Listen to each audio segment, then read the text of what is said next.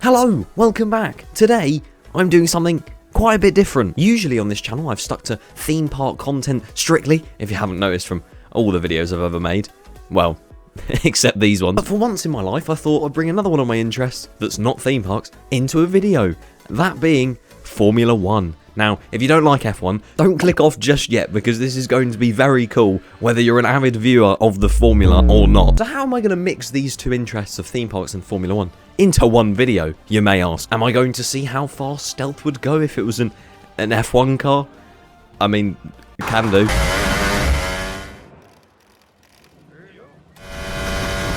Off the top of my head, there's not much I could do that mixes the two together. But I thought, how cool would it be to design an F1 track inside one of the UK's most well-known theme parks, Thorpe Park. Now, I could have done it the other way around and designed some coasters to put outside F1 tracks like this one and, well, that one opened for 3 days and never saw the light of day again. With the majority of Thorpe Park being flat land, I thought it'd be perfect to try and create the Thorpe Park Grand Prix Circuit, or the Staines-upon-Thames Grand Prix. Jesus, imagine that as a headline. And if you're sat here listening to me and thinking, how on earth is that even remotely realistic? Then don't worry, because in real life, they already do race around various different street circuits, such as Singapore, Baku, Saudi Arabia, and of course the very famous Streets of Monaco. And it'll be very similar to that. So technically, this could work. Let's see how it goes.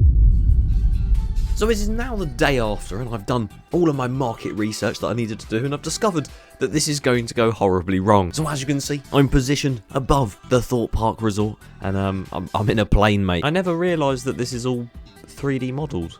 Soars Lift Hill looks amazing. But I need to find a place to put the start-finish straight. If you're not aware, it's where the race starts and where the race ends. Now, looking at the map, there's only two places that I can really pinpoint for a start-finish straight. That being the first, outside Darren Brown's Ghost Train, along here. Even looking at it now, it looks too small. And the cars may start there, but because Darren Brown's there, and there might be some demons outside of it, they might not even finish. And the other is just outside Flying Fish, right here. Now, I know it's a first main straight.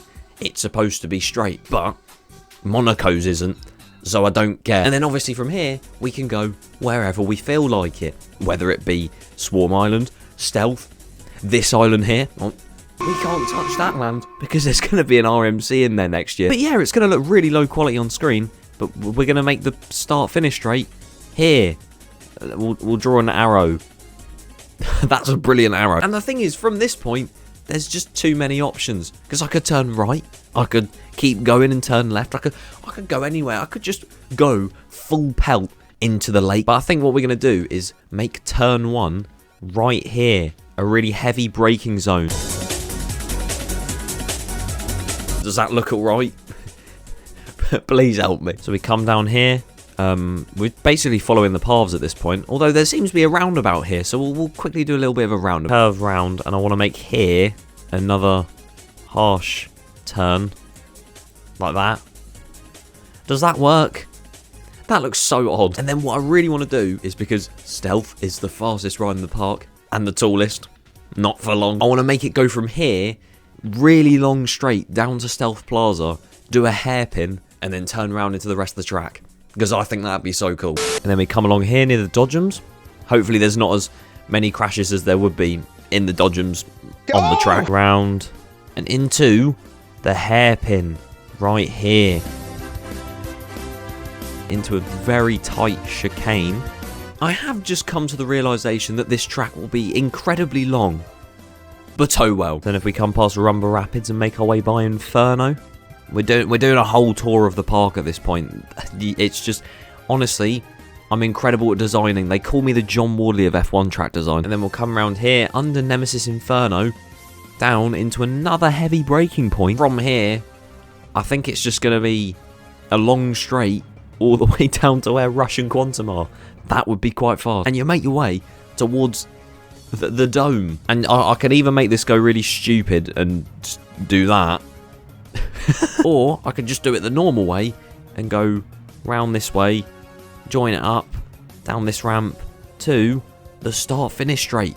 And we have completed the Thorpe Park Grand Prix Circuit. Short version, because, well, once I made the version that you've seen already, I looked back and I thought, it's probably a bit short. So I made an extended version as well. It was a stupidly long and boring process to make, hence why there's nothing about it in this video. And I also didn't include that because I have something else that I want to do with this track instead. So pretty much, you probably can't see it, but you can definitely hear. But basically, I'm on my wheel, and I'm gonna try and drive the track that I've created. It's gonna go so wrong. So as you can see, I am in the Mercedes AMG F1 Patronus something Ineos team viewer car, and I'm gonna try and drive the track. Now, if I had more time on my hands, I would try and 3D model it and put it into this game, which is Assetto Corsa, but that's too much for my brain. So instead, I'm on Formula 1 2021, and I'm gonna piece together a load of different laps around different circuits to recreate what this one looks like. Hope you enjoy.